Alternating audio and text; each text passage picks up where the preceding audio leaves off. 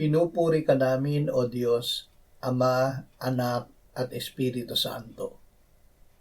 Salamat, Ama, na ibinigay mo sa amin si Jesus na iyong anak, na namatay para sa aming kasalanan, iyong muling binuhay, iniakyat at iniluklok sa iyong kanan sa langit. Salamat na ibinigay mo sa amin ang iyong banal na Espiritu at sa pamamagitan niya ay ibinuhos mo ang iyong pag-ibig sa aming puso. Salamat, Ama, na para sa aming kapakanan, ginawa mong may kasalanan si Jesus na hindi nakakilala ng kasalanan upang sa Kanya kami maging iyong katuwiran. Amen.